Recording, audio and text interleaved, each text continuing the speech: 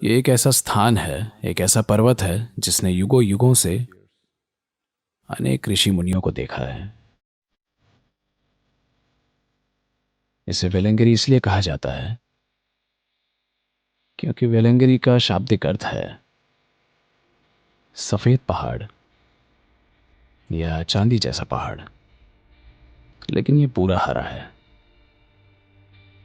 तो इसे वेलंगिरी पर्वत इसलिए कहते हैं क्योंकि साल के लगभग 10 महीने इसकी चोटी हमेशा बादल में होती है और ये यहां से चांदी जैसा दिखता है। इसे चांदी पर्वत या सफेद पर्वत कहते हैं। तो ये पर्वत हमारे लिए सिर्फ पहाड़ नहीं है, मेरे लिए ये एक बहुत बड़े मंदिर की तरह है। ये एक अलग आयाम बिखेरता है। अगर आप इच्छुक हो तो ये सिर्फ पत्थर और मिट्टी से कहीं ज्यादा है। इसने एक खास प्रकार की ऊर्जा और एक खास प्रकार के बोध को आत्मसात किया हुआ है। इसे यहाँ अमूमन दक्षिण के कैलाश के रूप में जाना जाता है। इसे दक्षिण का कैलाश इसलिए कहते हैं क्योंकि हुआ यूं, एक बहुत ही साहसी दक्षिण भारतीय महिला शिव के प्रेम में पड़ गई और उसने एक प्रण लिया, अगर मैं शादी करूंगी तो उन्हीं से करूंगी, उनके सिवा किसी और से नहीं। और वो उसमें लग गई। अपने करुणामयी स्वभाव के कारण वो नीचे आने लगे।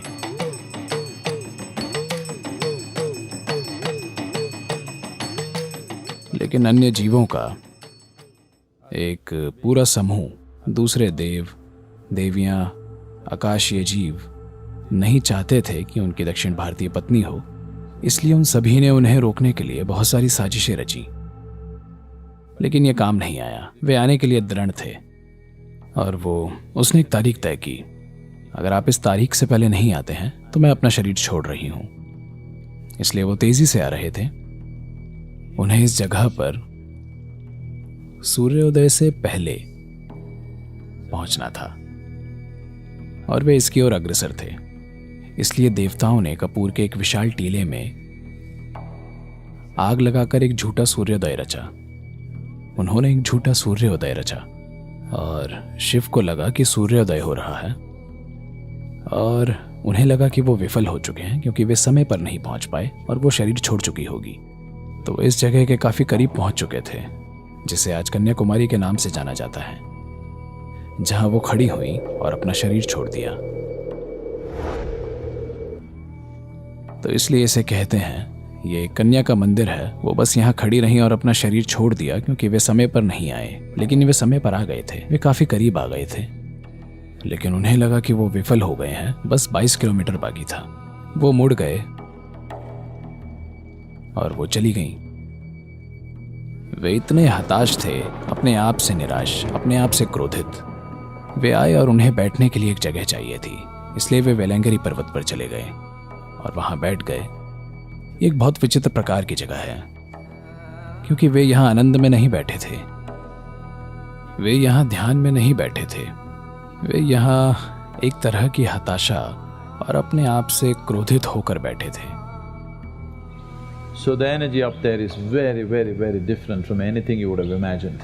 तो वहां की ऊर्जा आपकी कल्पना की गई किसी भी चीज से काफी ज्यादा अलग है, क्योंकि वे वहां एक समय तक रुके रहे और एक परंपरा रही है जहां भी शिव एक खास अवधि के लिए रुके, उस जगह को हम कैलाश कहने लगते हैं। तो ऐसे ये दक्षिण का कैलाश बन गया क्योंकि उन्होंने यहाँ कुछ समय बिताया और इस जगह पर एक विशेष ऊर्जा निवेश की।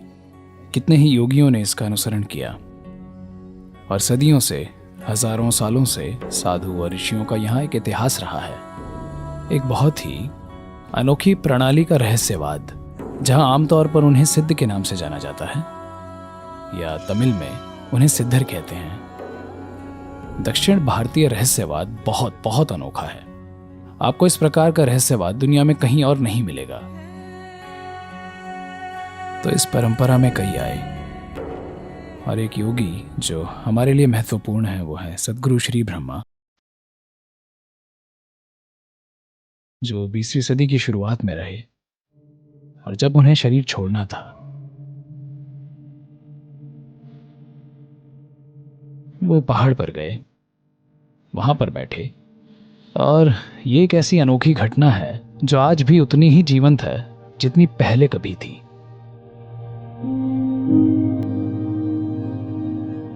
वो 7 चक्रों से बाहर निकले, जो कि एक अत्यंत दुर्लभ घटना है, और आज भी वो जगह वैसी की वैसी है जैसे ही उस दिन थी। वो ऊर्जा, वो जगह बिल्कुल वैसी ही है।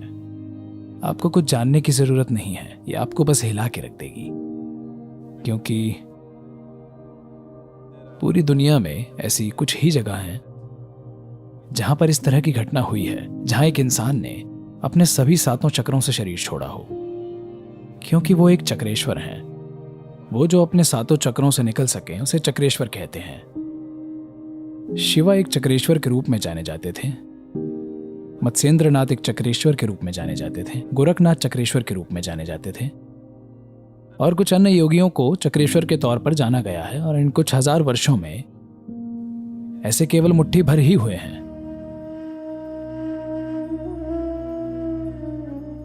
वहां ऊपर कोई मंदिर नहीं है, वहां सिर्फ 3 खड़ी चट्टानें हैं, बहुत बड़े, लगभग 25-30 फीट ऊंची चट्टानें, तीनों बस ऐसे खड़े हैं, और उस जगह के नीचे मंदिर है। वहां कोई बनाया हुआ मंदिर नहीं है, और हर साल लगभग 10 लाख लोग इस मौसम में वहां रात में ऊपर जाते हैं। हम इसे एक बड़े पैमाने पर खोलना चाहते हैं, केवल तीर्थ यात्रा के तौर पर ऊपर जाना नहीं, हम इसके साथ साधना जोड़ना चाहते हैं। देखिए, आप जो भी करना चाहें, अगर आप अपने आप को रूपांतरित करना चाहें तो उसके लिए एक ऊर्जा आधार की जरूरत होगी, नहीं तो यह बहुत मुश्किल काम होगा। अगर हमें इस प्रकार की ऊर्जा उत्पन्न करनी हो तो इसके लिए बहुत ज्यादा काम करना होगा, बहुत ज्यादा। Here it's ready, sitting there. All you have to do is just look up and say Shiva. यहाँ ये तैयार रखा हुआ है, आपको बस ऊपर देखकर शिव कहना है, आपको बस ऊपर देखना है और इसके प्रति ग्रहणशील होना है, बस इतना ही। जब ऐसा ऊर्जा आधार उपलब्ध है, ये इस प्रकार की ऊर्जा है जो एक ऐसी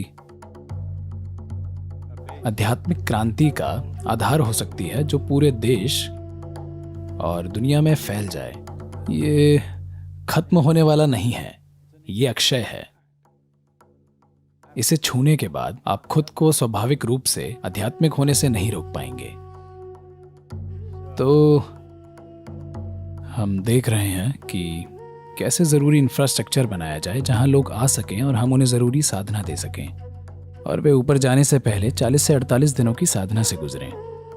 कोई सरल साधना जिसे हर कोई कर सकता है, और वो ऊपर जाकर इस ऊर्जा के आगोश में आ सकें, या कम से कम उस ऊर्जा का थोड़ा सा हिस्सा ग्रहण कर सकें।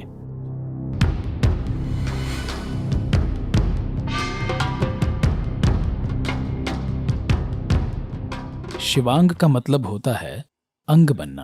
आप जानते हैं अंग क्या होता है? शिव का एक अंग बनना। आप ऐसे भी शिव के एक अंग ही हैं, ठीक है। शिवा मतलब वो जो नहीं है। वो जो नहीं है वो ब्रह्मांड में सबसे अधिक रूप से मौजूद है। वो जो है एक छोटी सी घटना है। तो जब हम शिव कहते हैं तो हम वो जो नहीं है उसका जिक्र कर रहे हैं। वो जो नहीं है उसके विशाल शरीर के कुछ अंग हैं। एक आकाशगंगा हो सकता है, कोई एक तारा हो सकता है, एक सौर मंडल हो सकता है, एक ग्रह हो सकता है, कोई एक परमाणु हो सकता है, और कोई दूसरा आप हो सकते हैं। लेकिन ये सभी शिव के ही अंग हैं, है कि नहीं? क्योंकि सब कुछ शून्य से आया है। आप शिव के एक अंग हैं, लेकिन आप उस जागरूकता के बिना जी रहे हैं। तो साधना को इस तरह से बनाया गया है ताकि इसे आपकी जागरूकता में लाया जा सके। मानव अस्तित्व की प्रकृति ऐसी है कि जिसके बारे में आप जागरूक ना हो वो आपके लिए मौजूद भी नहीं होता, है कि नहीं? तो लगभग 42 दिनों तक चलने वाली इस पूरी प्रक्रिया को बनाया गया है ताकि आप इस पूरी प्रक्रिया से होकर गुजरें और उस अनुभव तक पहुंचे, इसे अपने जीवन में स्थापित कर सकें कि आप वास्तव में शिव के एक अंग हैं। केवल इसलिए कि आपको लगता है कि आप खुद में एक अस्तित्व हैं। आप अस्तित्व के एक अनोखे हिस्से हैं जो अपने आसपास ना किसी चीज से ना ही किसी व्यक्ति से जुड़ा हुआ है। इसीलिए दुख है, इसीलिए अकेलापन है, इसीलिए संघर्ष है, इसीलिए डर है कि नहीं? अगर आप सच में अलग हो जाएं, तो आप मर जाएंगे, आपका अस्तित्व खत्म हो जाएगा। आपका अस्तित्व जुड़ाव के कारण ही संभव है। लेकिन ये कितना दुर्भाग्यपूर्ण है कि जब आप इतनी अद्भुत चीज से जुड़े हुए हैं, उसके बारे में जागरूक ना होना, उसे ना जानना, उसके आनंद को अनुभव ना करना, मुझे लगता है ये अपराध है। तो शिवांग उस अपराध से बचने के लिए है।